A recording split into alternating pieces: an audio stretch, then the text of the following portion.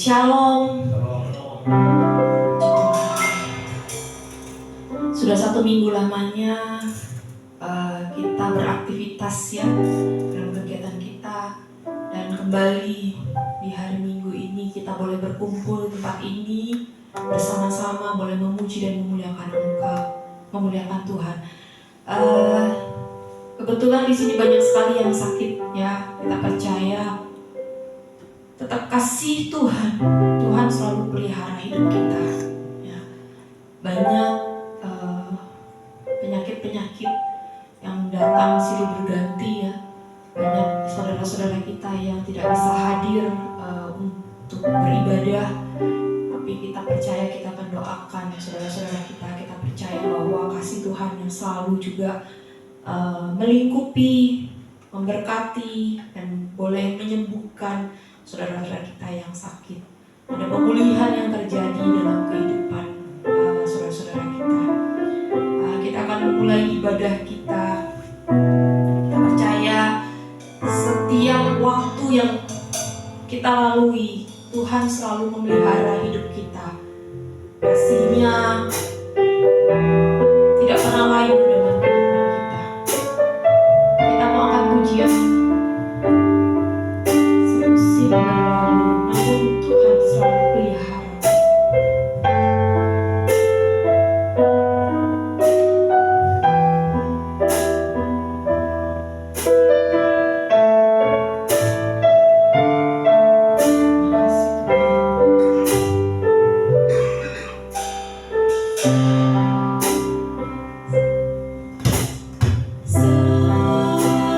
Semusim berlalu, namun Tuhan selalu pelihara. Namun Kau selalu peliharaku.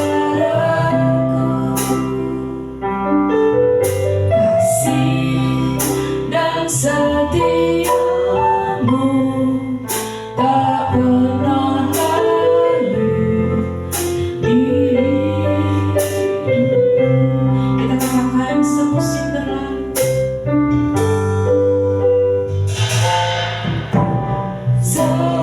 Semusim berlalu,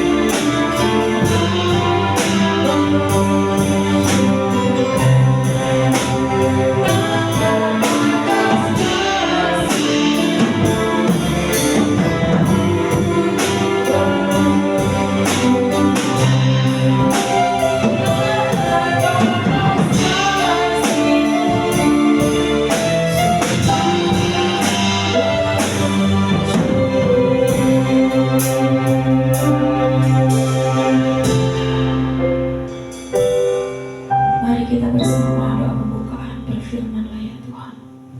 Berfirman-Lah ya Tuhan, sebab aku mendengar-Mu. Nyatakanlah kepadaku untuk kemuliaan nama-Mu. Penuhilah jiwaku dengan kasih karunia-Mu. Haleluya. Amin. Kita tetap diam dalam hadirat Tuhan. Kita tetap mau menyembah karena Tuhan adalah Raja kita yang kami mau memuliakan Tuhan. Kami mau mengagungkan Tuhan karena Tuhan adalah layak disembah. Tuhan, ini aku Tuhan, pujilah aku, cobalah aku Tuhan. Jangan mataku Tuhan selalu tertuju kepadamu. Aku mau mengangkat pujian. Dan saya mengundang Bapak Ibu Saudara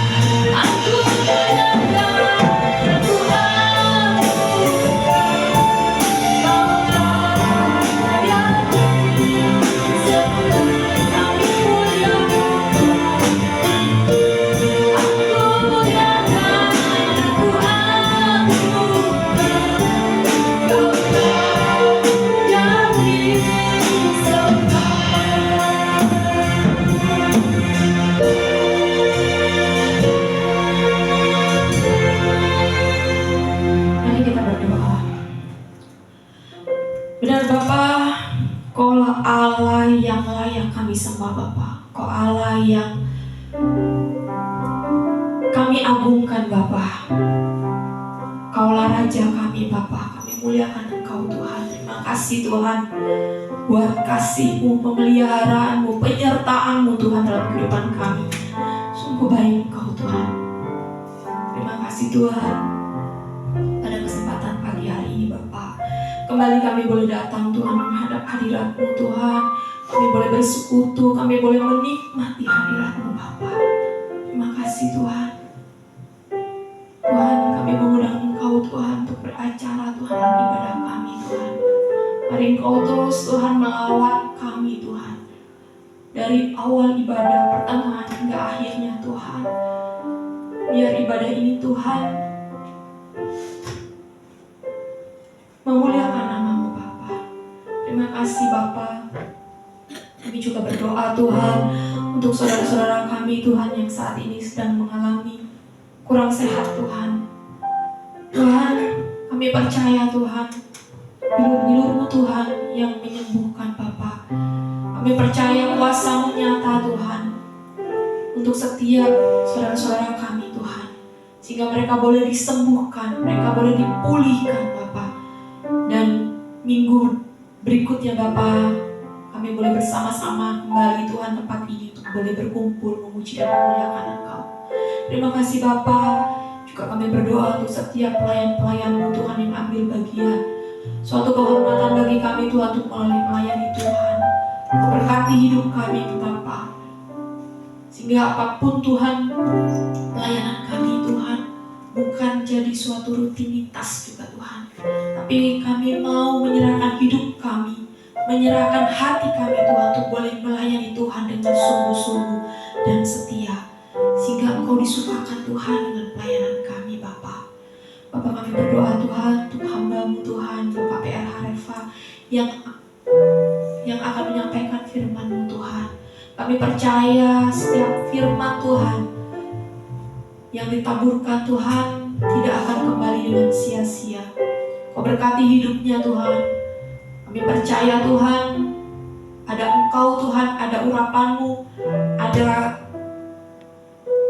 kasih-Mu Tuhan dinyatakan Tuhan dalam hidupnya, sehingga dia boleh membagikan Tuhan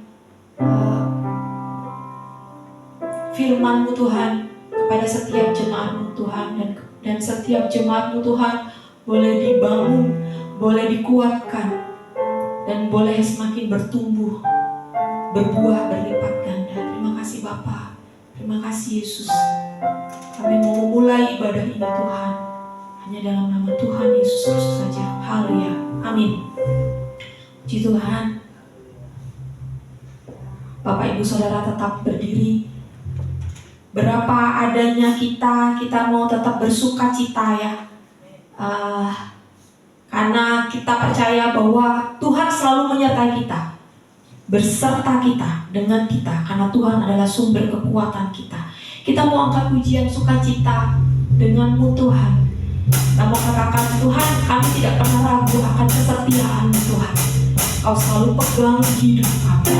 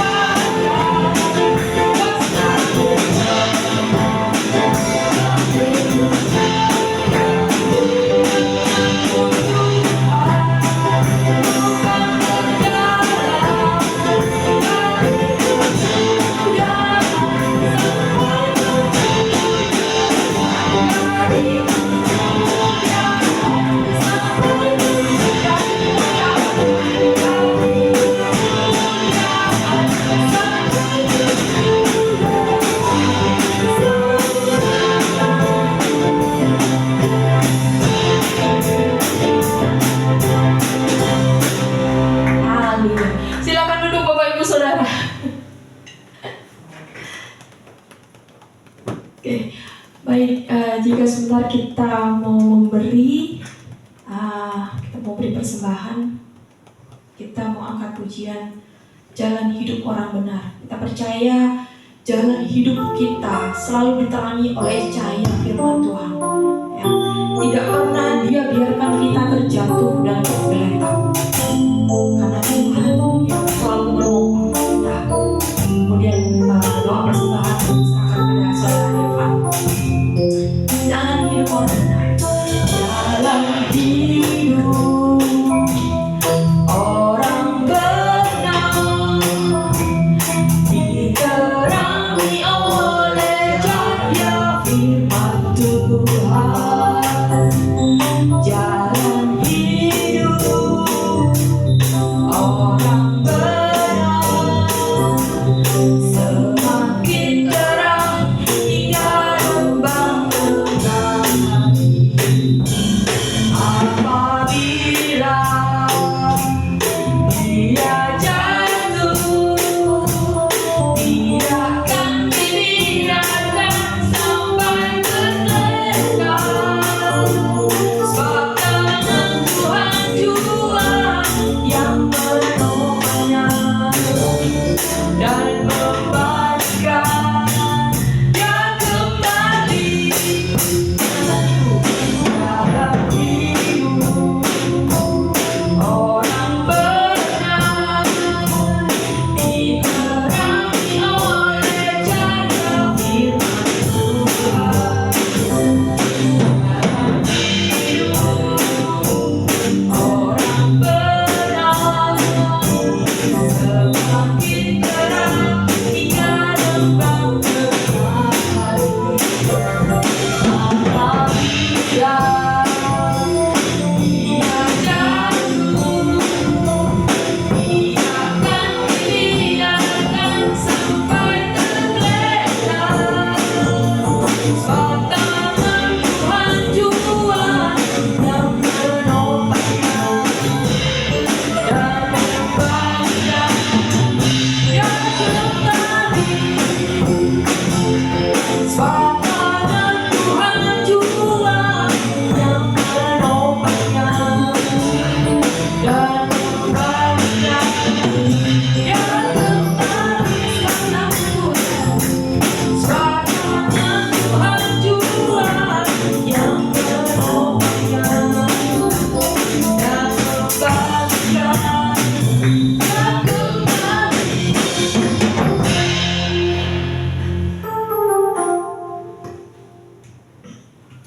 Ya, mari kita berdoa. Kami bersyukur Tuhan atas kebaikan-Mu Tuhan pada pagi hari ini Tuhan. Kami bisa kembali lagi di rumah-Mu ini Tuhan, melayani Engkau di altar-Mu Tuhan dan memuji-puji nama-Mu Tuhan. Dan setelah lagi Tuhan, kami akan mengumpulkan persembahan kami Tuhan. Berkati agar persembahan yang kami berikan Tuhan, berapapun itu Tuhan, bisa digunakan untuk pelayanan dan melayani Engkau lebih lagi Tuhan, dan lebih jauh lagi untuk menyembah-Mu Tuhan. Terima Tuhan. Haleluya, amin. Ya, baik, saya mengundang yang bertugas untuk menjalankan kolekta. Kita mengangkat pujian ini dari kembali jalan hidup orang benar.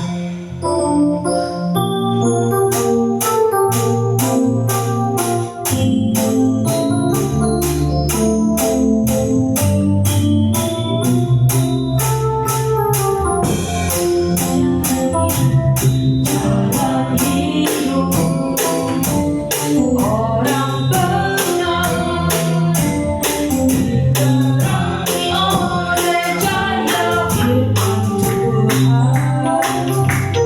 Jalan hidup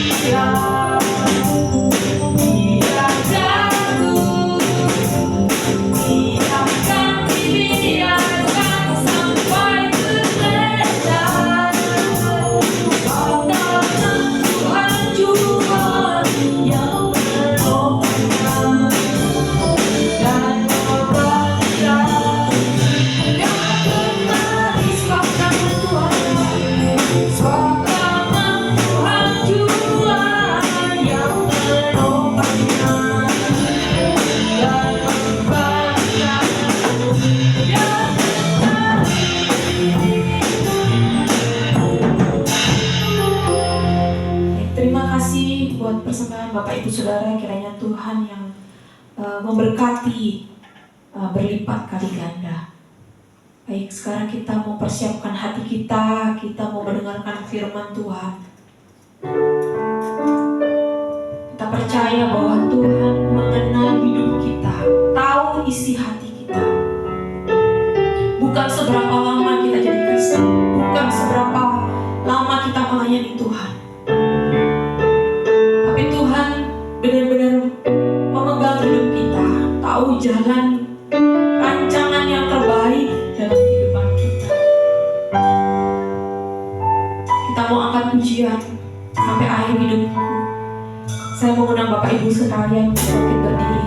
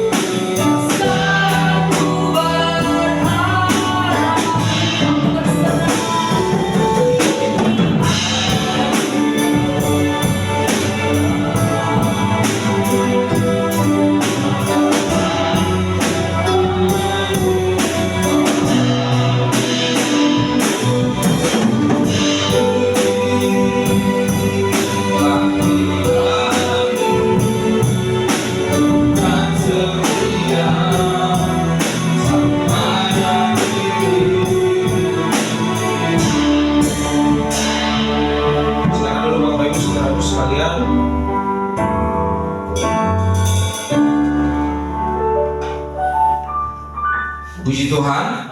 Puji Tuhan. Ya, Bapak Ibu, kita mensyukuri kemurahan Tuhan hari ini dalam kehidupan kita. Oleh karena kebaikannya saja, hari ini kita masih bisa merayakan akan anugerahnya di dalam kehidupan kita di sepanjang hari ini. Dan kiranya setiap apapun yang kita kerjakan, yang kita lakukan hari ini, kita tetap dalam perlindungan Tuhan. Puji Tuhan. Kita langsung saja Bapak Ibu Saudaraku sekalian, mari kita buka Alkitab kita di dalam Injil Lukas pasal 18 ayat 1 sampai 14.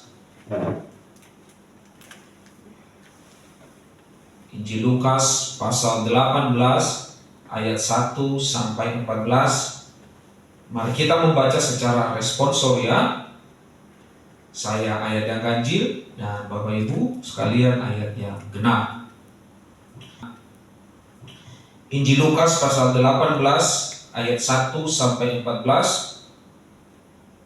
Lembaga Alkitab Indonesia memberikan perikop perumpamaan tentang hakim yang tak benar dan perumpamaan tentang orang Farisi dengan pemungut cukai. Yesus mengatakan sesuatu perumpamaan kepada mereka untuk menegaskan bahwa mereka harus selalu berdoa dengan tidak jemu-jemu. Katanya,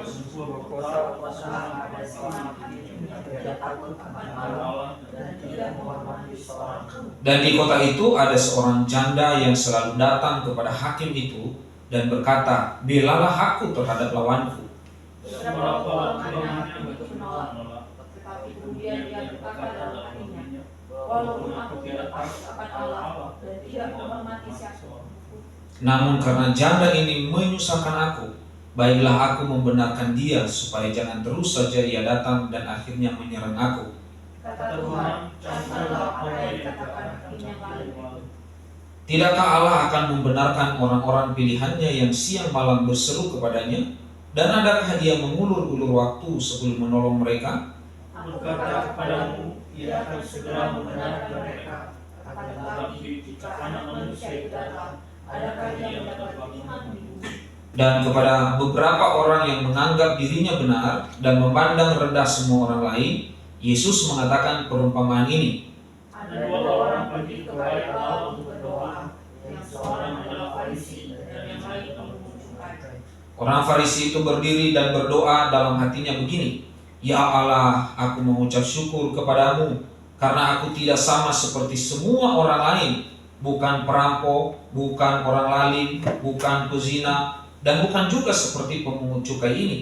Aku berpuasa 2 kali seminggu, aku memberikan 1/10 dari segala penghasilanku." Tetapi pemungut cukai itu berdiri jauh-jauh, bahkan ia tidak berani menengadah ke langit, melainkan ia memukul diri dan berkata, "Ya Allah, kasihanilah aku orang berdosa ini." Aku berkata kepadamu, orang ini Tuhan namanya sebagai orang yang dibenarkan Allah, dan orang lain tidak. Sebab barang siapa meninggikan diri, ia akan direndahkan, dan barang siapa merendahkan diri, ia akan ditinggikan. Puji Tuhan. Haleluya. Bapak Ibu Saudaraku sekalian, hari ini kita akan membahas satu topik, yaitu Kristen manipulatif. Ya. Kita akan berbicara tentang Kristen manipulatif. Ya, kalau kita mendengarkan manipulatif, maka konotasinya seolah-olah manipulatif itu adalah sesuatu yang negatif. Tetapi Bapak Ibu Saudaraku sekalian, bahwa pada dasarnya tidak seperti demikian.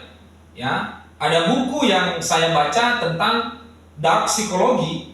Ternyata di sana bahwa dark psychology itu berbicara tentang manipulatif, tentang orang-orang yang melakukan manipulasi.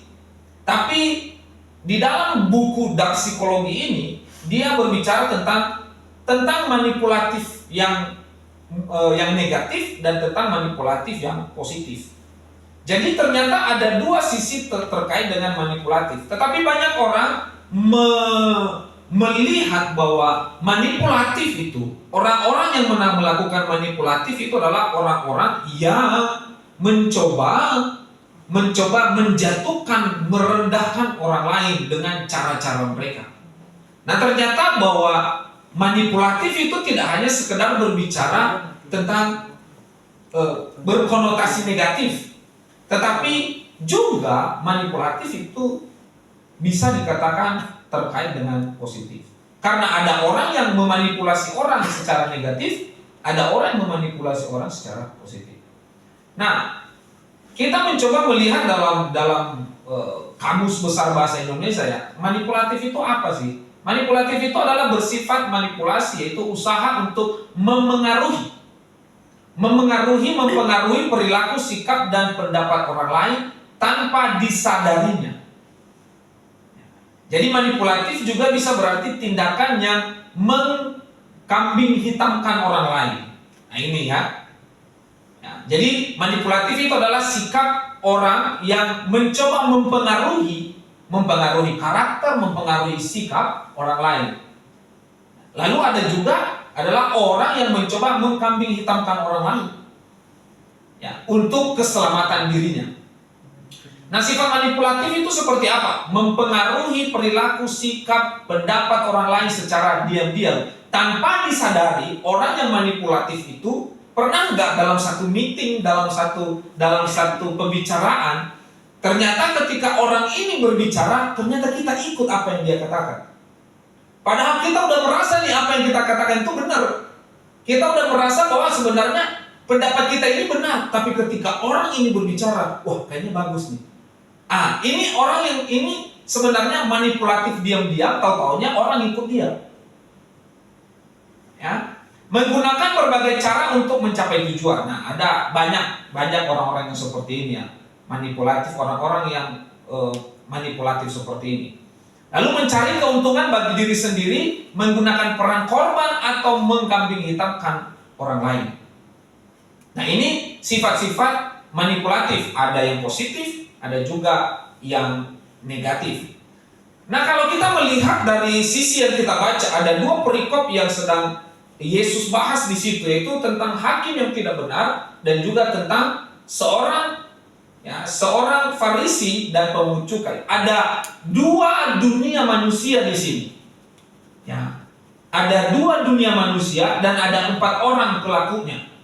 Ada hakim yang tidak benar, ada seorang janda, dan ada orang Farisi, dan ada juga orang berdosa. Jadi ada dua perikop dengan dua dunia dengan 4 pemeran di sini. Ini perumpamaannya. Ini Tuhan sedang berbicara tentang perumpamaan. Kalau kita berbicara tentang konteks ini, Yesus sedang berbicara dengan para muridnya, dengan orang Farisi terkait dengan kerajaan Allah. Kalau Bapak Ibu baca di pasal yang ke-17 itu tentang berkaitan dengan kerajaan Allah.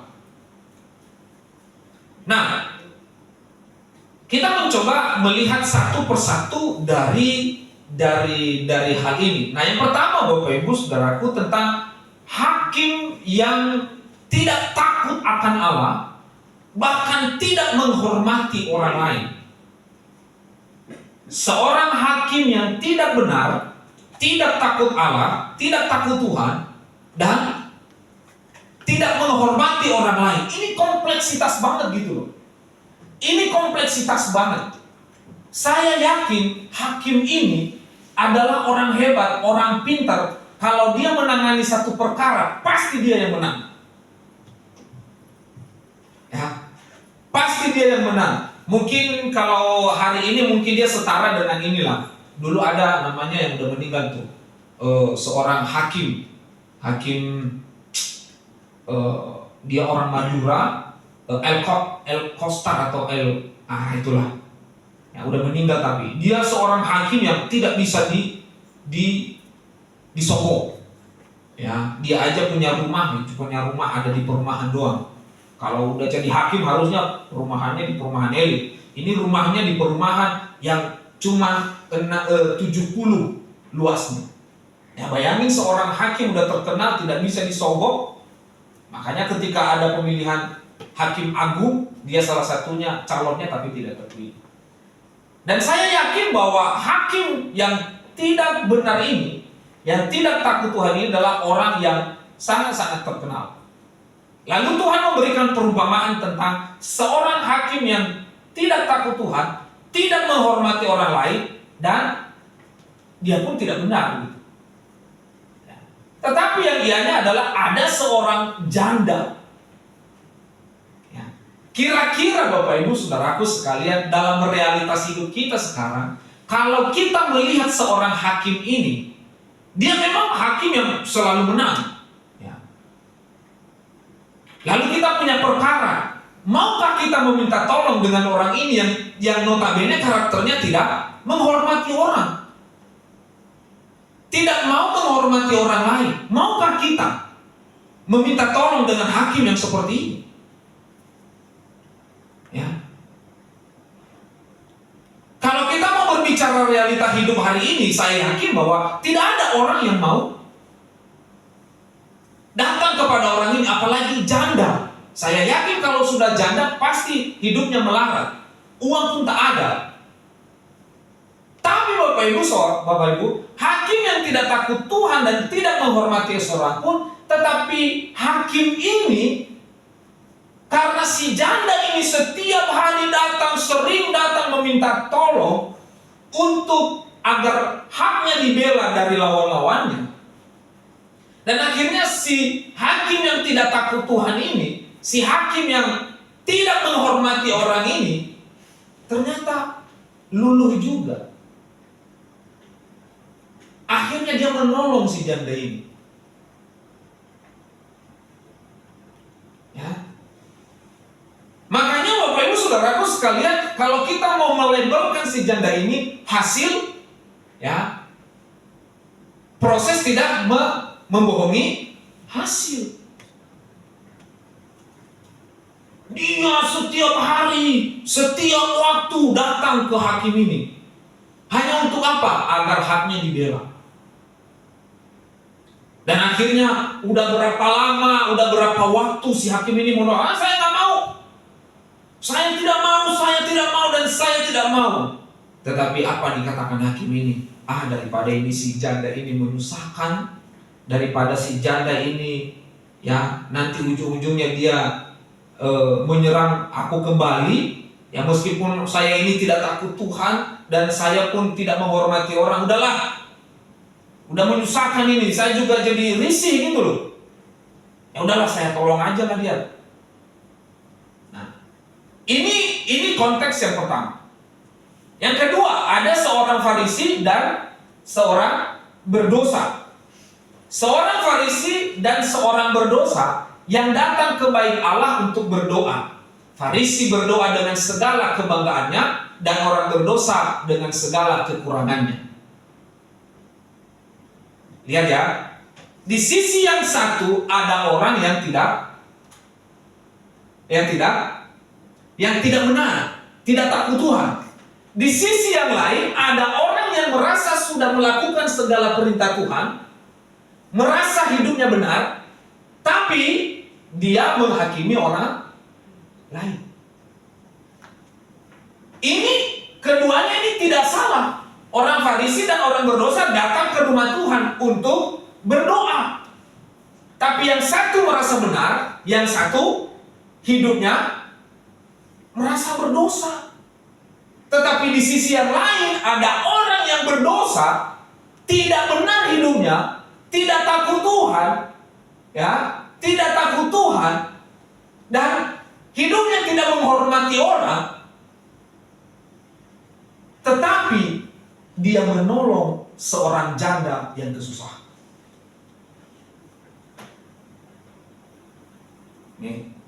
Di sisi yang lain ada orang benar, ada orang benar, ya, katakan orang benar ya. Ada orang benar mengenal firman, ya, hidup dalam hukum Taurat, tetapi bukannya menolong, malah menghakimi.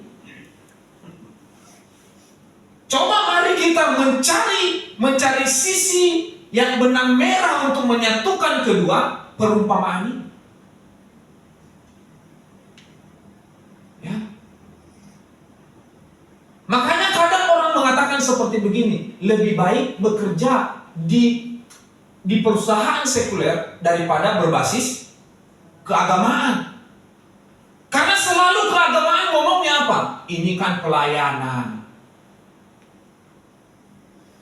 Ini kan pelayanan, udahlah. Yang penting kamu melakukan semuanya ini seperti untuk Tuhan. Akhirnya 5 tahun orang di situ, gajinya tidak naik-naik, dipres tenaganya.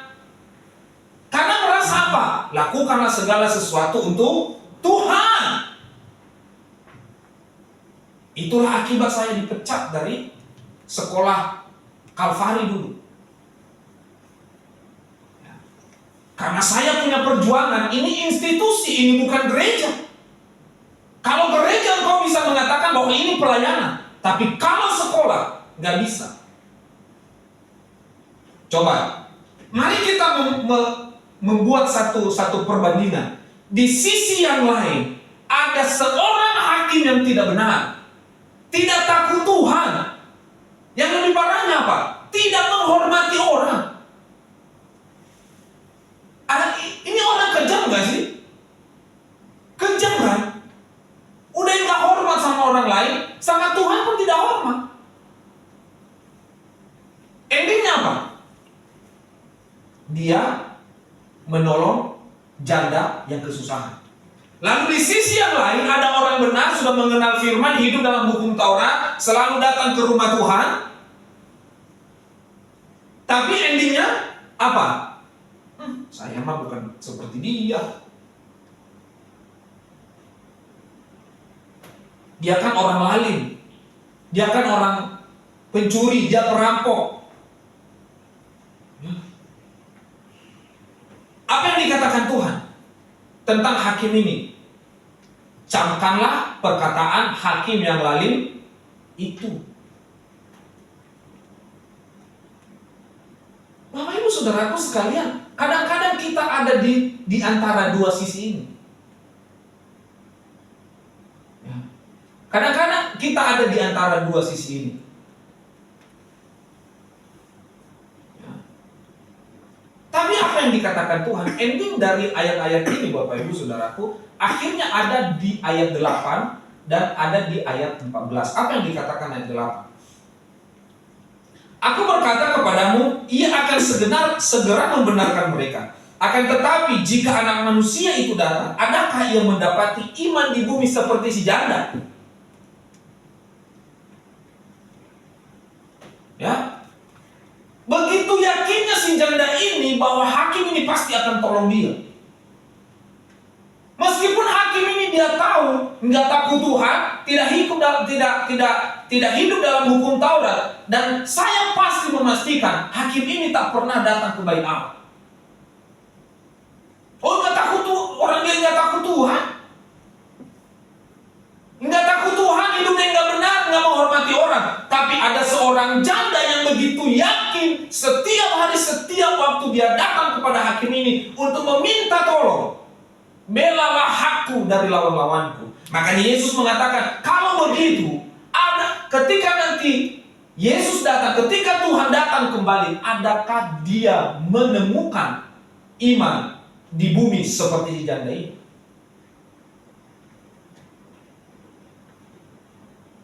Hari ini saja kita kesulitan seperti si janda ini. Udah berdoa bertahun-tahun, udah memohon bertahun-tahun, udah ajukan proposal kepada Tuhan bertahun-tahun, yang dijawab-jawab. Padahal kita memohonkan kepada Tuhan yang penuh kasih, penuh adil, penuh kasih sayang, penuh kemurahan. Ya enggak? Tapi kenapa kita selalu gagal? Akhirnya kita mengatakan, sepertinya doaku tidak dijawab. Kayaknya Tuhan tidak ada. Kayaknya Tuhan tidak akan mungkin menjawab. Udahlah. Sia-sia semua pelayanan saya. Saya udah melayani Tuhan. Masa sedikit saja Tuhan tidak mendengar? Seorang janda dengan begitu yakinnya, meskipun orang melihat bahwa si janda ini bodoh kali lah, si janda ini udah tahu itu orang nggak benar, udah tahu orang itu nggak hormat sama orang, sama orang gitu, udah tahu dia adalah tidak takut Tuhan, masih aja tiap hari dia ke hakim itu. Dalam penglihatan orang mungkin mengatakan nggak mungkin, yakin si hakim ini akan membela dia. Tetapi dalam penglihatan si janda, aku akan terus datang untuk meminta tolong, untuk datang agar engkau membela hakku. Terkadang, ya, kita selalu gagal di situ.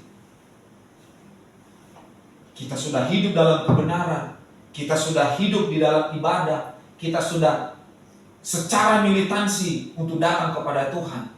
Tapi ketika kita berbicara doa, permintaan, permohonan, disitulah kita gagal. Seolah-olah doa kita tidak pernah dijawab oleh Tuhan. Lalu kita mulai memanipulasi Tuhan. Tuhan, engkau tahu saya sudah melayani engkau bertahun-tahun. Nah, itu tuh sifat-sifat manipulatif tuh seperti itu. Ada lagi orang-orang manipulatif seperti ini. Tuhan, firman-Mu mengatakan, inilah orang-orang manipulatif. Dia mencoba membalikkan firman Tuhan itu kepada Tuhan sendiri.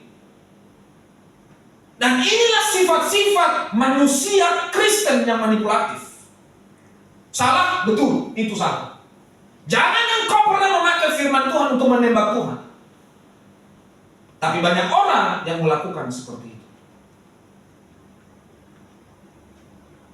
Firman-Mu mengatakan Tuhan, engkau akan melipat gandakan 30, 60, 100 kali lipat.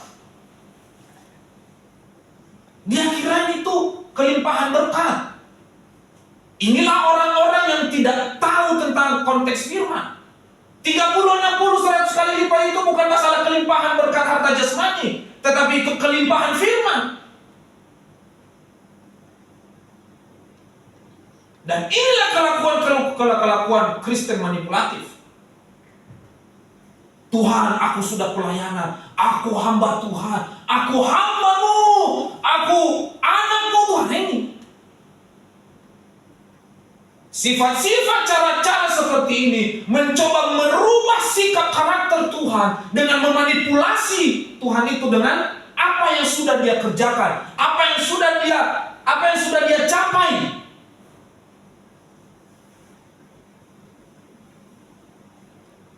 Dan ternyata itu adalah sifat-sifat Kristen yang manipulatif. Sama seperti orang Farisi. Tuhan, aku kan udah kasih persepuluhan, aku tidak seperti dia, aku bukan orang lain, aku bukan pencuri, aku bukan perampok, aku berpuasa.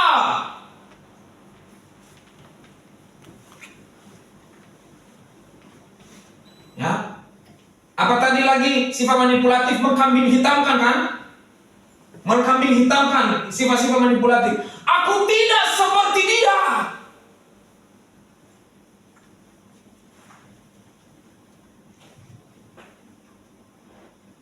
Aku tidak seperti dia Tuhan. Ini seorang perampok. Ini sifat-sifat manipulatif nih. Merasa dia yang paling benar. Kenapa? Dia berpuasa, dia kasih persepuluhan, dia berdoa. Dia sudah datang ke rumah Tuhan, merasa sudah memberikan yang terbaik kepada Tuhan. Kenapa? Karena dia tidak merampok, dia tidak mencuri, dia selalu berpuasa, dia rajin berpuasa. Tidak seperti dia. Ini karakter-karakter orang-orang yang manipulatif. Kalau kita pernah seperti itu, bertobatlah. Kalau kita pernah melakukan cara-cara seperti itu, mari kita sama-sama bertobat. Ya. Karena ketika kita berdoa kepada Tuhan, jangan pernah berusaha untuk memanipulasi Tuhan. Tetapi apa yang dikatakan oleh seorang berdosa? Ya Allah, ampunilah aku orang berdosa ini. Gak ada yang lain. Dia hanya mengatakan dia tahu diri, dia tahu siapa dirinya, dia tahu karakternya seperti apa. Maka hanya satu permintaannya kepada Tuhan. Tuhan, ampunilah aku orang berdosa ini.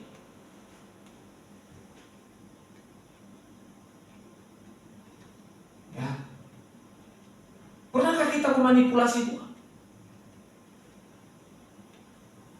Mungkin Mungkinkah kita seorang yang sedang kesulitan dalam keuangan, kesulitan dalam segala hal, kesulitan dalam bekerja? Kalau Bapak Ibu tanya kepada saya, ya, saya pernah melakukan itu.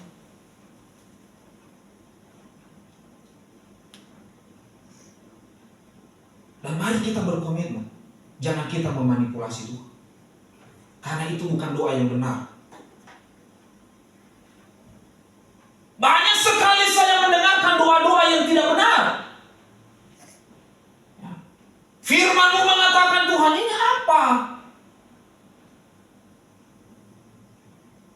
Ini kan seperti kita sedang mengatakan bahwa, wah, ini Tuhan gimana sih? Padahal firman-Mu bilang begini, kamu kan mengatakan begini. Kok nggak tepat sih? Nah, kita sedang menyalahkan Tuhan. Tanpa kita sadari, kalau kita memakai firman Tuhan, maka kita sedang menyalahkan Tuhan. Nanti kalau firman Tuhan pakai balik, gimana? Siapa yang selalu memakai firman Tuhan untuk menembak Tuhan dalam Alkitab? Hah? Iblis. Firman Tuhan mengatakan, apa yang dilakukan Tuhan? Balas lagi pakai firman Tuhan. Nanti kalau dibalas pakai firman Tuhan, sanggup nggak kita?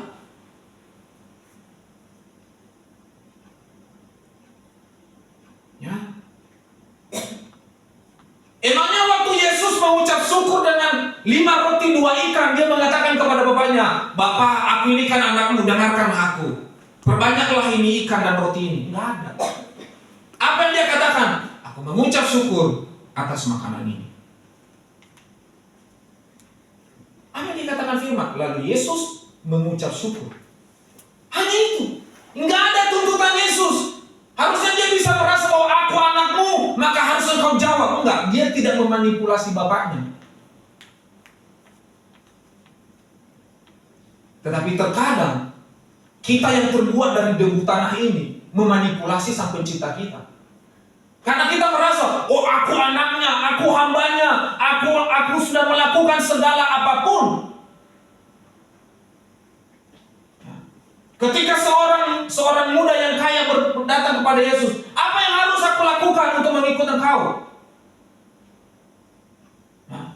Lalu Tuhan mengatakan begini. Apa yang dikatakan anak muda itu? Wah, aku sudah melakukan itu semua. Ini manipulasi.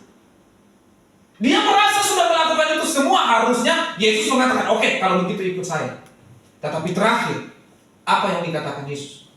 Jualah semua harta milikmu, dan baru kau datang kepadaku. Diulti balik kan? Diulti balik. Makanya, jangan coba-coba mengulti Tuhan. Kalau kau nanti diulti balik, kau gak bisa jawab. Kau akan pergi dengan sia-sia.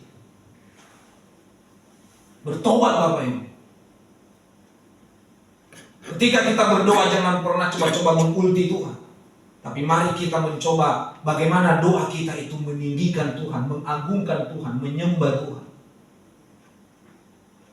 Karena kebutuhan kita, apapun yang kita butuhkan di bawah kolong langit ini, Tuhan sudah tahu.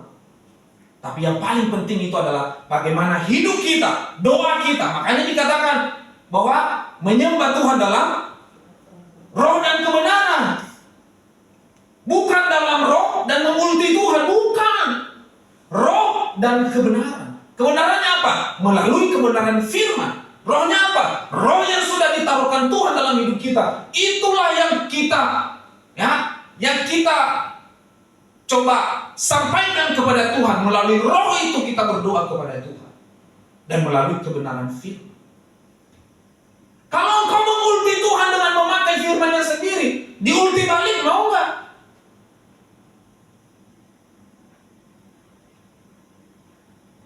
Ya, Bapak Ibu saudaraku sekalian, mari kita mencoba melihat itu. Tapi apa kata Tuhan?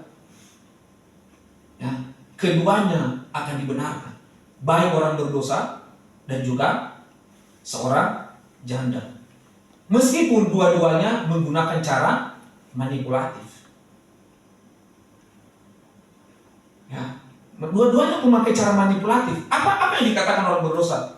Ya Tuhan, aku orang berdosa, ampunilah aku.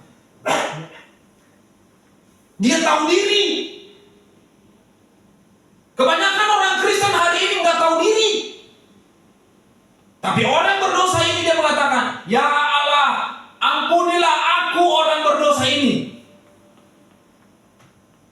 Itu kan sikap manipulatif yang positif. Kenapa? Dia tahu diri dan dia melihat siapa dirinya, dan akhirnya dia mengambil kesimpulan, "Aku orang berdosa Tuhan, dan ampuni aku." Seorang janda, bagaimana dia mengubah karakter dan sikap seorang hakim? Dengan cara apa? Setiap hari datang, setiap waktu. Ini cara dia memanipulasi orang yang keras kepala. Seorang Farisi mencoba memanipulasi Tuhan dengan cara apa? Membanggakan semua apa yang dia miliki. Kepintarannya, akademisnya. Aku berpuasa, aku berdoa. Mereka berdoa di jalan-jalan, di simpang-simpang perjalanan. Dan ini sikap manipulasi yang sangat-sangat kurang bagus. Dia merasa bahwa kalau sudah melakukan semua itu, maka sikap Tuhan akan berubah, karakter Tuhan akan berubah, tindakan Tuhan akan berubah. Ternyata tidak. Ternyata Tuhan tidak menyukai cara manipulasi seperti itu. Tuhan akan berubah kalau kita berubah. Tuhan akan mengubah hukumannya kalau kita mengubah hidup kita. Tetapi terkadang justru kita memperbesar cara Tuhan menghukum kita. Dua-duanya dibenarkan, orang berdosa dan seorang janda. Dengan memakai cara yang berbeda. Ya. Bagaimana kita mengkorelasikan itu? Saya tertarik dengan kata Yesus ya. Apa yang dia katakan? Camkanlah perkataan hakim itu. Pernahkah saudara berpikir ketika Yesus mengatakan itu? Kenapa? Ya, kenapa Yesus mengatakan itu? Camkanlah perkataan hakim itu. Kepada siapa dia katakan? Kepada murid-muridnya dan kepada orang-orang Farisi yang hadir pada saat mereka sedang berbincang-bincang. Yesus mengatakan, camkanlah perkataan hakim itu. Tadinya saya berpikir, apakah karakter Tuhan? Apakah Tuhan itu seperti hakim ini yang tidak menghormati orang? Lalu saya mencoba merenungkan dan mencoba mengatakan kepada Tuhan, apa sih maksudmu? Apa sih yang sedang engkau sampaikan melalui kata-kata ini? Camkanlah perkataan hakim itu. Ya? Apa kata-kata hakim itu? Walaupun aku tidak takut akan Allah dan tidak menghormati seorang pun, namun karena janda ini menyusahkan aku, baiklah aku membenarkan dia supaya jangan terus saja ia datang dan akhirnya menyerang aku. Lalu kata Tuhan, camkanlah apa yang dikatakan hakim yang lalim itu. Camkanlah apa yang dikatakan hakim yang lalim itu. Ya. Nah, apa yang dimasukkan Yesus di sini sebenarnya? Dia mengatakan begini. Seorang hakim yang tidak takut Tuhan, tidak menghormati orang saja, akan membenarkan orang gigih yang selalu datang untuk memohon kepadanya. Seorang hakim yang tidak benar saja, tidak takut Tuhan, tidak menghormati orang, tetapi orang gigih yang selalu datang kepada dia. Yang dimana si janda ini sudah tahu bahwa hakim ini adalah seorang yang tidak benar, tidak takut Tuhan, tidak menghormati orang. Itu pun hakim itu bisa menolong dia dan membenarkan dia. Apalagi Allah. Mungkin engkau merasa Allah itu keras kepala. Mungkin engkau merasa doamu tidak akan terjawab. Mungkin engkau merasa sepertinya Tuhan meninggalkan. Mungkin engkau merasa bahwa kayaknya Tuhan tidak jawab. Yesus mengatakan, hakim yang keras kepala saja, yang tidak menghormati orang, yang dimana orang banyak tidak akan meminta tolong kepada dia. Tapi kalau engkau gigih, engkau rajin, engkau tidak jemu-jemu datang kepada hakim itu, dia akan membela engkau dan membenarkan engkau. Apalagi aku Tuhan yang penuh dengan kemurahan, belas kasih dan keadilan, tidak itu tidak membenarkan engkau.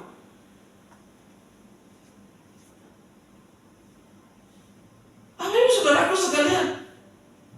Apakah hari ini kita sedang merasa bahwa sepertinya kayaknya doaku tidak terjawab? Apakah hari ini kita sedang merasa sepertinya Tuhan meninggalkan saya? Apa yang Yesus katakan? Hakim yang keras kepala, hakim yang tidak takut akan Tuhan saja, dia bisa membenarkan orang yang selalu datang, yang selalu memohon, yang tak jemu-jemu datang kepada dia. Apalagi aku Tuhan. Aku bukannya tidak mendengarkan doamu, tetapi apakah engkau konsisten datang untuk berdoa kepada Tuhan?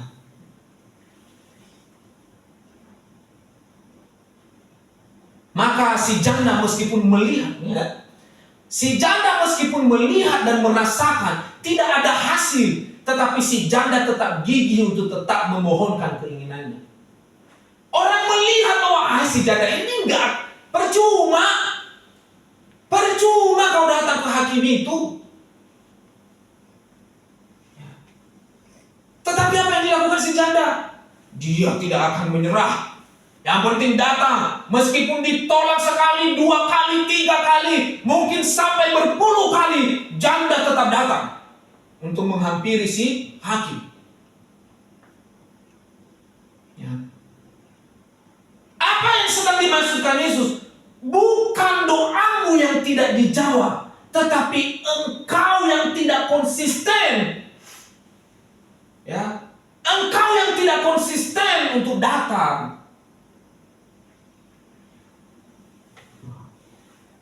Jangan engkau merasa doamu tidak dijawab.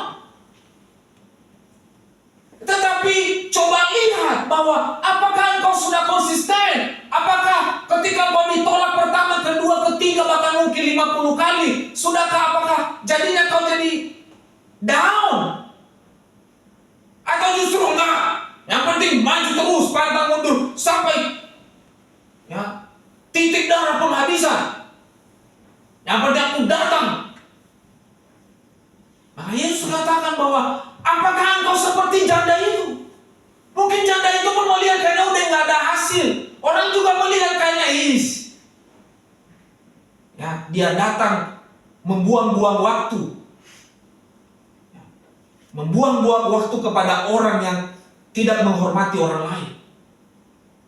Tetapi janda ini mengatakan, perumpamaan yang disampaikan Yesus ini mengumpamakan seorang dirinya sendiri, bahwa jika hakim yang keras kepala saja mampu membenarkan orang yang sering datang kepada dia, mungkin saja menyusahkan dia, apalagi saya, Tuhan. Ya, aku pasti akan membenarkan engkau, asalkan engkau konsisten. Asalkan engkau konsisten, itu intinya. Karena ada banyak orang yang tidak konsisten. Udah berdoa setahun, nggak dijawab, udah berhenti.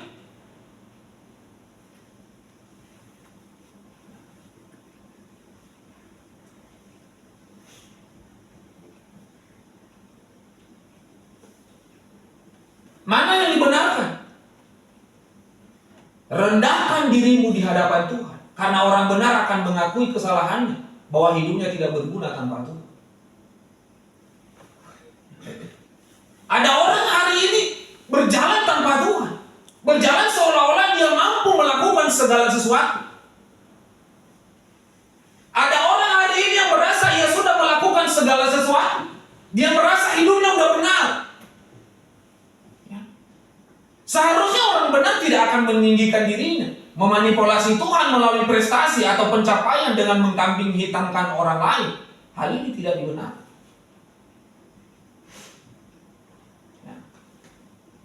Jangan kita berbangga sudah rajin ke gereja. Jangan kita berbangga sudah memberikan sesuatu, sesuatu yang berbeda dari orang lain. Lalu kita merasa orang lain, lebih rendah dari kita. Enggak. Inti dari beribadah itu, inti dari gereja itu bukan itu. Karena gereja itu adalah eklesia.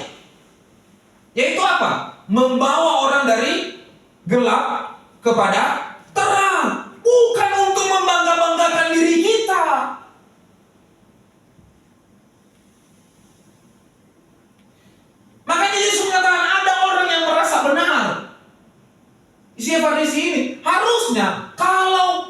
sudah, kalau dia memang benar-benar orang benar, maka seharusnya dia tidak melontarkan kata-kata, melontarkan manipulasi-manipulasi, cara-cara manipulasi seperti itu.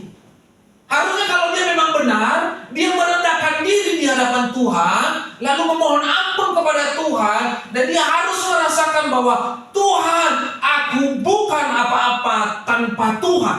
Aku tidak mampu melakukan segala sesuatu tanpa Tuhan. Aku tidak mampu begini dan begitu tanpa Tuhan.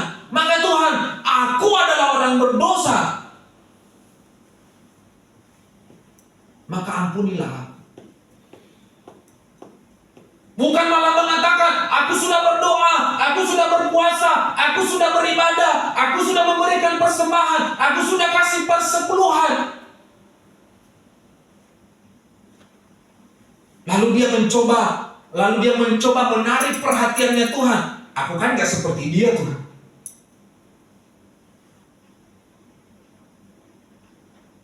Coba Tuhan, mana yang lebih benar, saya atau dia? Itu tuh. Artinya tuh seperti itu tuh. Coba dia perampok, dia pencuri, dia orang berdosa. Saya?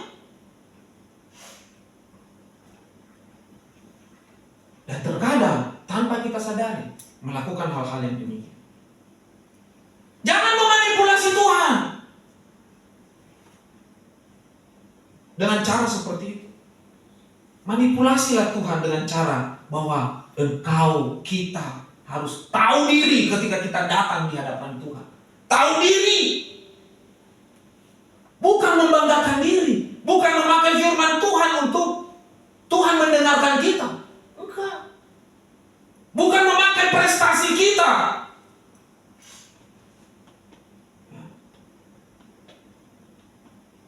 Hanya untuk mencapai sesuatu agar Tuhan mengabulkan apa yang kita inginkan. Harusnya orang yang sudah dibenarkan, meskipun rasanya doamu tidak dijawab, dan bahkan tidak dijawab, maka orang benar tidak akan pernah jemu untuk memohon kepada Tuhan dalam doa. Tidak dijawabnya doamu adalah jawaban dari doamu. Ya? Mungkin doamu tidak terjawab. Mungkin kamu merasa doamu tidak dijawab. Maka intinya, kalau doamu tidak dijawab, itulah jawaban dari doamu. Karena ada 3 cara Tuhan menjawab doa. Masih ingat? Ya, tidak, tunggu. Artinya kalau tidak dijawab, ya itu jawabannya. Tidak dijawabnya doamu adalah jawaban dari doamu.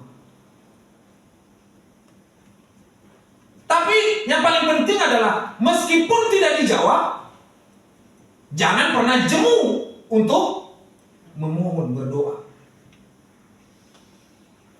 Karena kenapa? Iman yang besar dengan iman yang benar itu berbeda.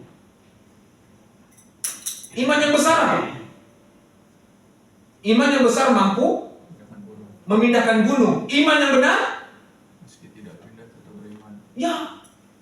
Meskipun gunungnya tidak pindah, dia tetap beriman. Si janda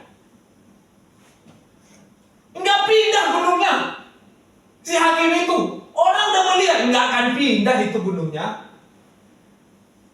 Tapi si janda datang. Yang penting minta lagi, mohon lagi, datang lagi. Pindah ke gunungnya? Pindah. Hakim mengatakan, dia nyusahin gua nih. Udahlah, gua benerin aja lah. Gua bela aja lah dia. Daripada dia nyusahin mulu, datang mulu. Biar hidup gua tenang gitu. Itu. Iman yang besar mampu memindahkan gunung, tapi iman yang benar, meskipun gunungnya enggak pindah, dia tetap beriman. Berarti selaras dengan ini, tidak dijawabnya doamu adalah jawaban dari doamu.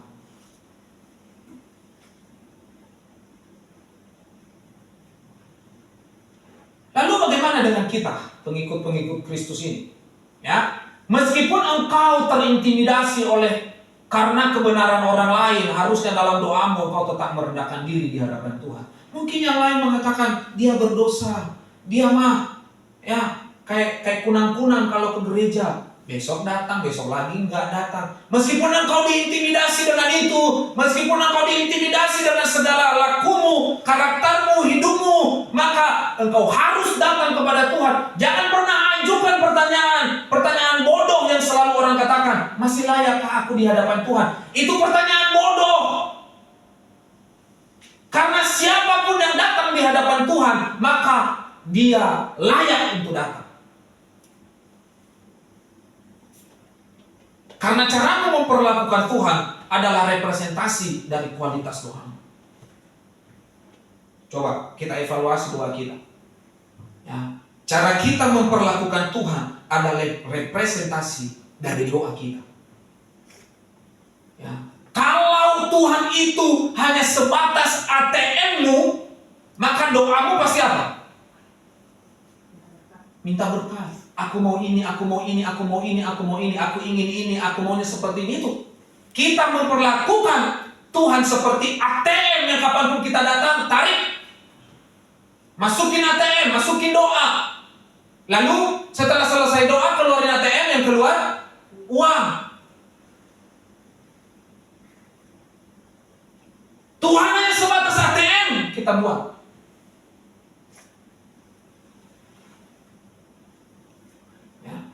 Karena cara kita memperlakukan Tuhan adalah representasi dari kualitas doa kita.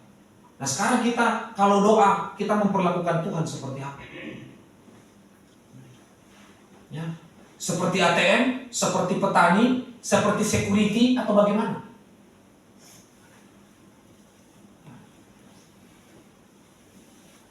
Bapak Ibu yang tahu masing-masing. Saya yakin bahwa Bapak Ibu sudah bisa berdoa semua.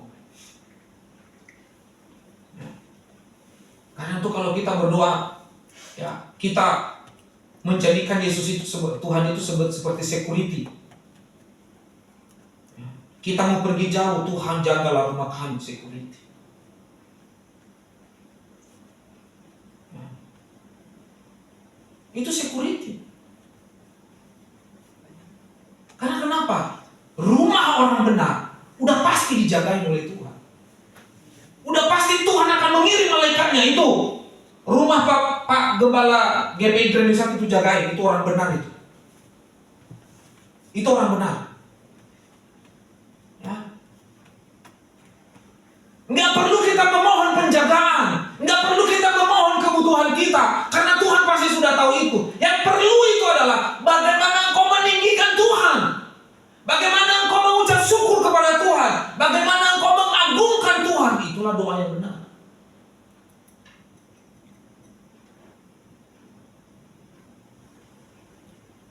Ya, bukan jagain ini, lindungi itu, kasih kami ini, berikan kami ini, berikan kami itu.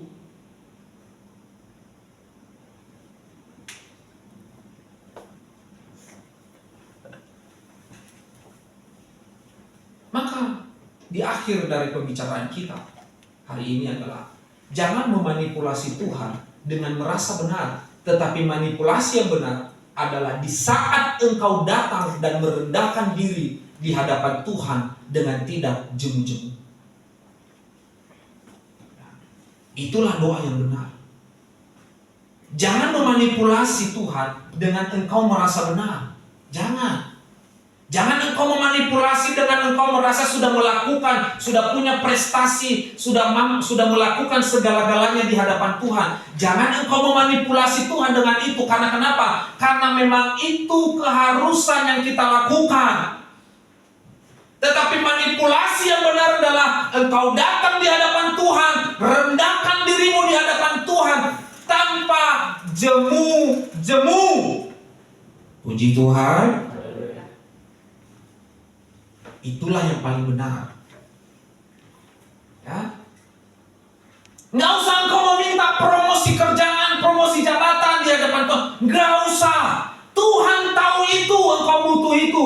Asalkan engkau bekerja dengan benar, hidup dengan benar, melakukan segala sesuatu dengan benar, maka Tuhan pasti akan promosikan. Nggak usah engkau meminta itu kepada Tuhan. Banyak gereja yang mencoba meyakinkan jemaatnya, kalau yang dipromosikan Tuhan di ekonomimu ini, nggak usah. Tuhan akan menyelamatkan ekonomi kita. Yang penting hidupmu benar.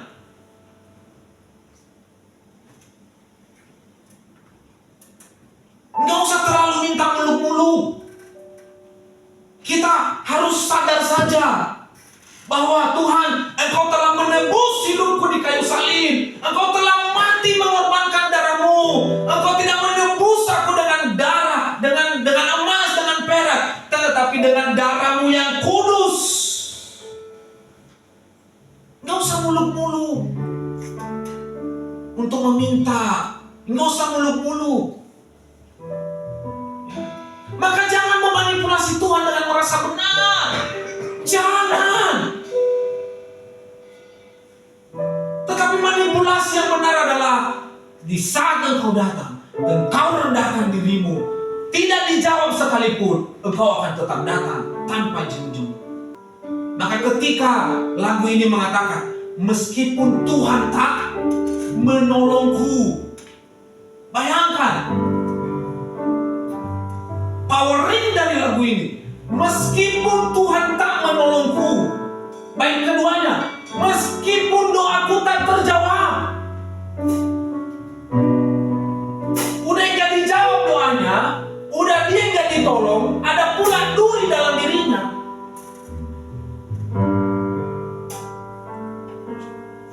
Ini lagu super power, Bapak.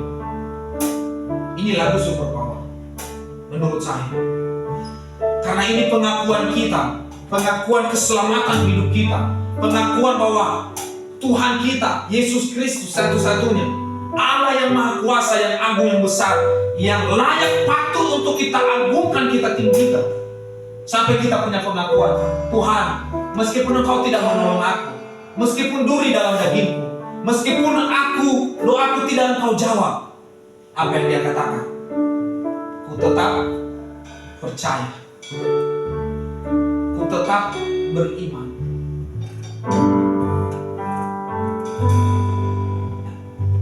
Saudaraku, mari kita nyanyikan lagu ini yang super power ini. Meskipun Tuhan tak menolongku, meskipun duri dalam daging. Haleluya. Terima kasih Tuhan. Haleluya.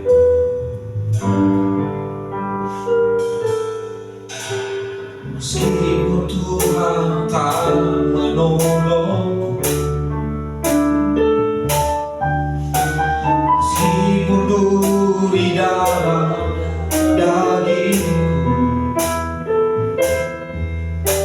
ku tetap memilih untuk percaya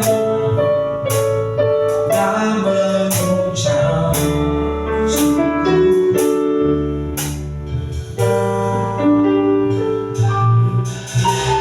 Meskipun doaku tak terjawab, meskipun hatiku habis geram, ku tetap memilih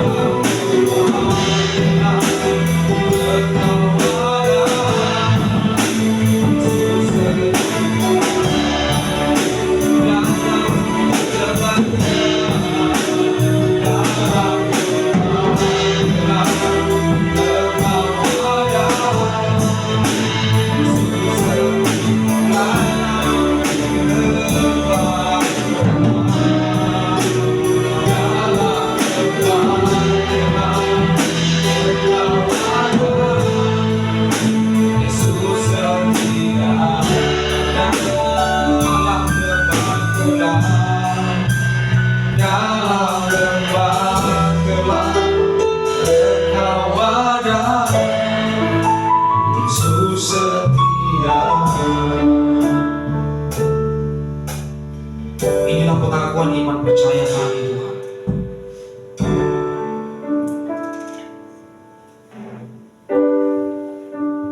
Mungkin saja kami merasa Tuhan Engkau tidak pernah menolong kami.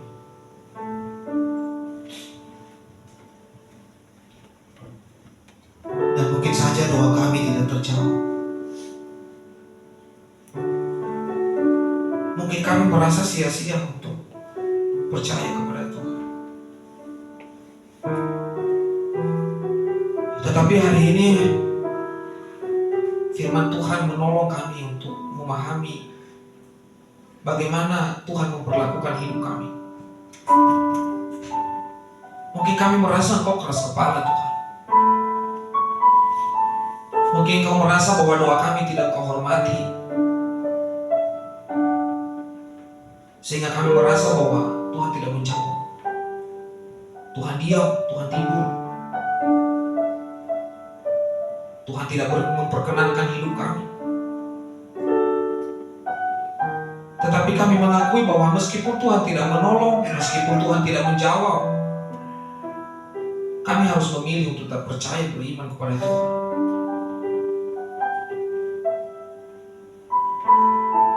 Karena kami yakin hidup kami tetap ada di dalam tangan-Mu Tuhan. Terima kasih untuk kesempatan yang masih Tuhan berikan hari ini. Firman-Mu dikumandangkan bagi kami dan kami mengaminkan itu.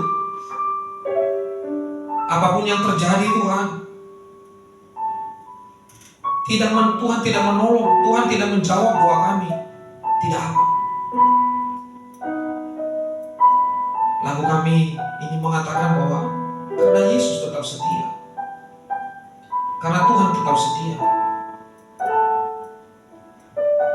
Hanya saja kami terkadang tidak setia, terkadang kami lemah, terkadang kami mundur. Dan inilah kami Tuhan. Engkau mengkumandangkan satu perumpamaan kepada kami, bagaimana seorang janda yang tidak jemu-jemu untuk datang, bagaimana seorang berdosa yang menyadari dirinya bahwa hidupnya berdosa, dan dengan merendahkan diri di hadapan Tuhan, memohonkan pengampunan di hadapan-Mu. Ampuni kami Tuhan jika selama ini salah memahami Engkau, salah untuk memahami karakter-Mu, memahami sikap-Mu. Maka hari ini Tuhan, kami tahu meskipun Tuhan tidak menolong, meskipun Tuhan tidak menjawab keputusan kami tetap beriman kepada Tuhan Yesus Kristus. Tolonglah kami Tuhan, tolonglah kami manusia yang masih penuh dengan kekurangan ini. Tumbuhkan iman kami Tuhan, agar kami tetap di dalam tangan-Mu. Terima kasih Tuhan Yesus, terima kasih. Terima kasih untuk firman, terima kasih untuk kemurahan-Mu, terima kasih untuk keadilan-Mu, terima kasih untuk kasih sayang-Mu dalam hidup kami. Hari ini kami bisa bernafas, bisa hidup, bisa bergerak, bisa memfungsikan seluruh organ tubuh kami. Semua karena kemurahan Tuhan, semua karena kebaikan-Mu Tuhan. Maka kami bersyukur kepada Tuhan. Hanya saja kuatkan kami Tuhan untuk menjalani hidup demi hidup yang kami lalui setiap hari. Mungkin saja kami terjatuh, Tuhan tolong angkat kami Tuhan. Jangan sampai kami tergeletak Tuhan.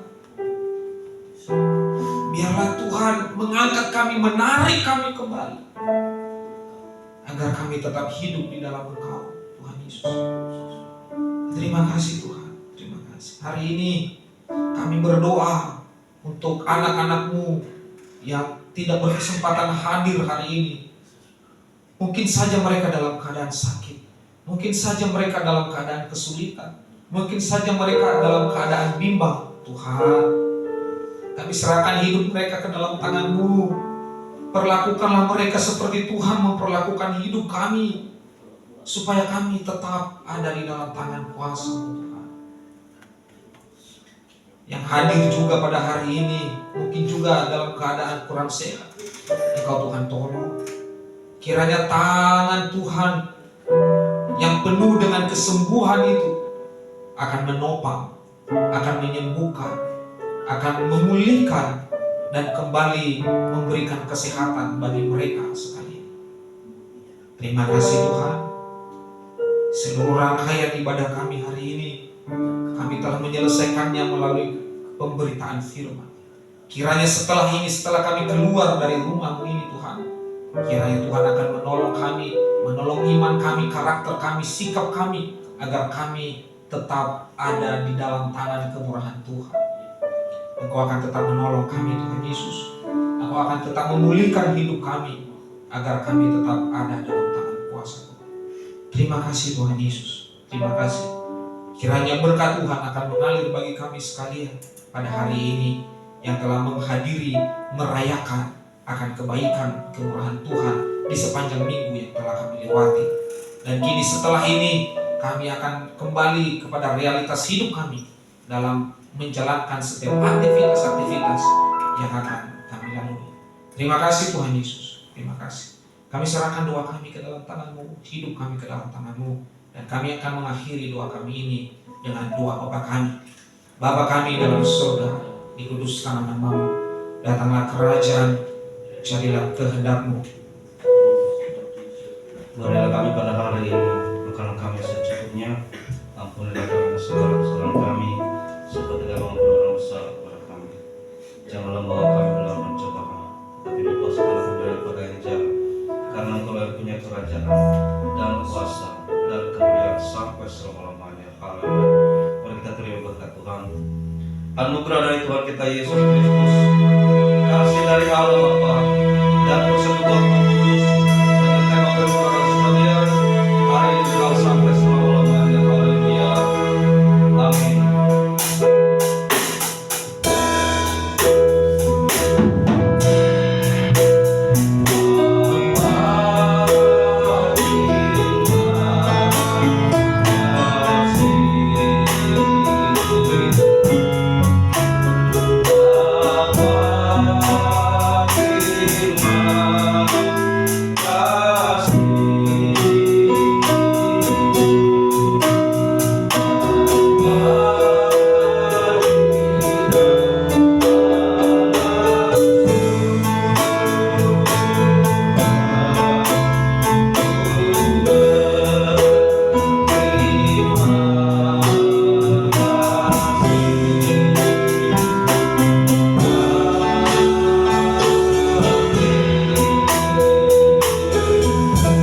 Shalom, silakan duduk Bapak Ibu.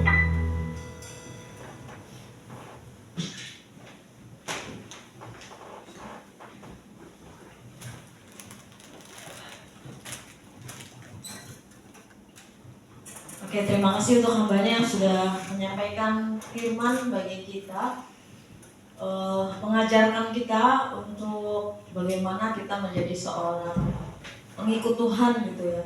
Ini memang selalu akhir-akhir ini apa yang saya tonton itu pas di ending hari Minggu tuh pasti firmannya berkaitan gitu ya. Jadi baru seminggu ini lah saya juga lagi nonton film drakor. Ini ceritanya mirip kayak Hakim sama Jandanya gitu.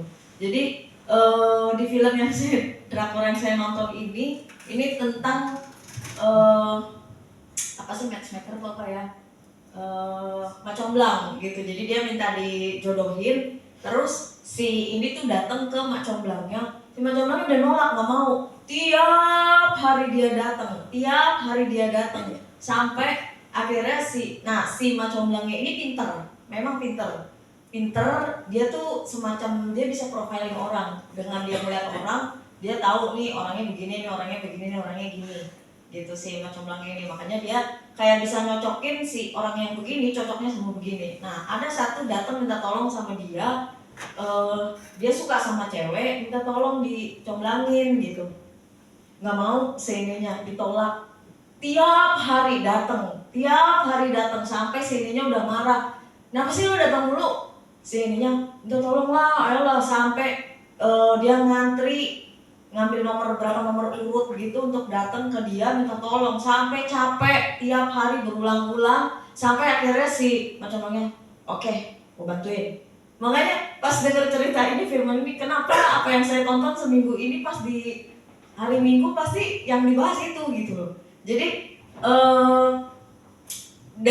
dari apa yang saya tonton dengan firman Tuhan ini, saya mencoba untuk merekonstruksi gitu ya. Hakim ini jadi orang yang biasanya pintar. Orang yang biasanya pintar itu biasanya memang rata-rata ateis. Dia nggak kenal Tuhan. Nah, di cerita yang saya nonton juga sama kayak gitu.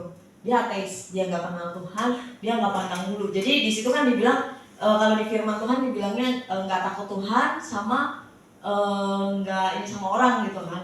Nah, saya mencoba untuk impersonate-nya dia adalah si hakim ini ateis, dia nggak takut Tuhan, dan yang kedua dia tuh nggak pandang bulu. Jadi kalau ngomong nggak tendeng aling-aling.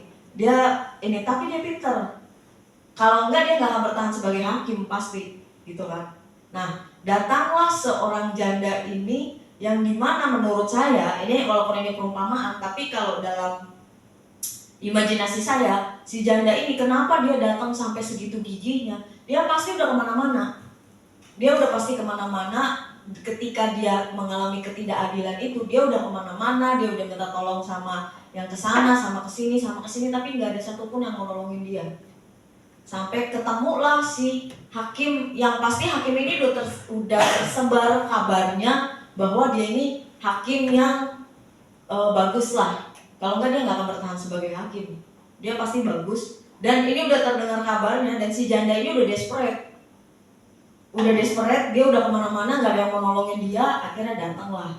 Istilahnya gini, kenapa dia segitu gigihnya datang berulang-ulang sampai minta tolong? Karena dia lebih takut, istilahnya dia lebih takut sama, mungkin dia ada mengalami ketidakadilan. Tadi dia bilang dia mengalami ketidakadilan dan dia minta membela gitu.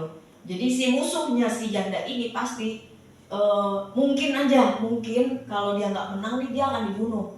Taruhannya adalah nyawa. Jadi ketika nyawa itu sudah dipertaruhkan, dia akan rela datang terus-menerus ke orang yang menurut dia hakim ini bisa nolongin dia. Gitu. Jadi makanya dia gigih, karena kenapa? Kalau si hakim ini nggak nolongin dia, nyawa gua taruhannya. Makanya dia segitu gigihnya gitu. Karena ibaratnya kalau ini bahasanya tuh the enemy from my enemy is my friend. Jadi gitu. Jadi mungkin dia ngelihat cuma hakim ini yang bisa nolongin dia. Kalau enggak, nyawa gua taruhannya. Makanya dia segitu gigihnya untuk datang sama si hakim ini minta tolong. Kalau enggak bisa mati nih gua abis ini, gitu. Kesannya seperti itu. Makanya dia segitu gigihnya datanglah. Nah, ibaratnya nih kalau kata orang-orang, batu aja yang keras kalau ditetesin air terus-menerus pasti dia berlubang. Ya kan? Nah, jadi mungkin Tuhan lagi mau ngasih tahu kita bahwa Tuhan mau lihat seberapa sih lu gigih mempertahankan apa yang lu doain, seberapa sih powerfulnya keinginan lu untuk meminta gitu. Jadi Tuhan mau lihat kegigihan kita sebenarnya di situ. Tuhan mau lihat seberapa kita merasa terpojoknya. Tuhan mau lihat seberapa desperate-nya kita untuk meminta, sampai-sampai gue harus ngabulin apa yang jadi permintaan lo gitu. Kesannya seperti itu. Nah, jadi Tuhan mau lihat kesungguhan hati kita di situ. Terima kasih hambanya yang sudah mengajarkan kita pada hari ini untuk mari kita datang sama Tuhan dengan sungguh-sungguh, dengan gigih, bukan cuma sekedar main-main. Jadi bahkan sekalipun doa kita mungkin gak terjawab. Sebenarnya kalau menurut saya bukan gak terjawab ya, dijawabnya sama Tuhan kitanya udah gak ada gitu. Jadi selama kita hidup kita gak lihat jawaban doa Tuhan. Karena dari track recordnya Alkitab yang sering saya baca adalah Tuhan memberkati atau menjawab doa orang itu di generasi kesekian gitu loh. Di generasi kesekian yang si orang yang dijanjikannya itu sebenarnya udah gak ada gitu loh. Jadi dia juga gak lihat apa yang dijanjikan Tuhan, tapi Tuhan tetap jawab, cuma di generasi keberapa gitu. Jadi kemungkinan besar gak dijawab itu karena belum waktunya Tuhan gitu. terima kasih hambanya sekali lagi mengingatkan kita, mengajarkan kita. Lalu untuk ibadah kita di tengah minggu, hari Jumat tanggal 16 Mei. Jumat 16 Mei, worship leader dilayani oleh Saudara Ray, operator monitor oleh Saudara Dasman, lalu kolektan oleh Saudara Ras. Firman Tuhan dilayani oleh Bapak Pimpinan Jemaat, lalu musik dilayani oleh Devan. Lalu untuk ibadah youth hari Sabtu jam 7 malam di tempat ini tanggal 17 Mei. Worship leader dilayani oleh Saudara Ray, pembicaranya oleh Saudara Dasman, lalu musik dilayani oleh Saudara Joy, kolektan dilayani oleh Saudara Ras. Keterangannya adalah praise and worship. Jadi silakan dipersiapkan yang bertugas. Lalu minggu depan tanggal 18 Mei kita ibadah di tempat ini seperti biasa jam 10 pagi. Firman Tuhan dilayani oleh Bapak Guru BGA. Lalu worship leader dilayani oleh Saudara Joy. Singer dilayani oleh Ibu Yeni dan Devan. Lalu doa penyerahan oleh saya sendiri. Doa persembahan oleh Ibu Ina Harapan. Lalu keyboard dilayani oleh Dasman. Drum oleh Ray. Bassnya oleh Saudara Ras. Lalu yang jadi usher dilayani oleh keluarga pendeta PN Reva, lalu kolektannya oleh Niel, lalu operator monitor dilayani oleh Saudara Ete. Keterangannya adalah Batik Day. Nah, hari Sabtu latihan, silakan ditentukan jamnya. Jangan lupa yang menjadi operator monitor hari Sabtu juga ikut latihan untuk mempersiapkan lagu-lagu yang akan dimainkan gitu ya. Oke, lalu setelah ini mungkin youth jangan pulang dulu kali ya. Kita mau bahas untuk besok tanggal 12. Tanggal 12 kita olahraga, running ke GBK. Ini yang sakit-sakit lari lah, olahraga. Jadi dengan lari keringetan ke sana, siapa tahu lebih sehat. Karena kemarin setidaknya saya sakitnya nggak tumbang banget karena saya masih olahraga juga ke kantor. Jadi itu lumayan jalan itu lumayan menyehatkan. Jadi kalau Dasman meriang-meriang jalan puter aja ke ini, itu sehat habis itu. Keringetan kan soalnya. Nah ya seperti itu kita bahas untuk berangkat jam berapa, bagaimana, ngumpul di mana, seperti itu ya. Jadi silakan. Nah terus juga tambahannya setelah ini ada tambahan sebelumnya? Enggak? Dari Bapak PR? Nggak ada ya? Oke.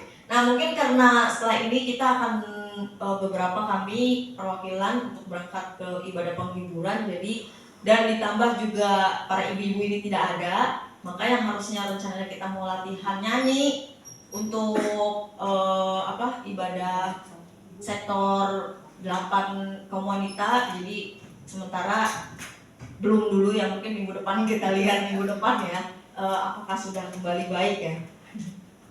Itu aja, kalau tidak ada tambahan saya kembalikan.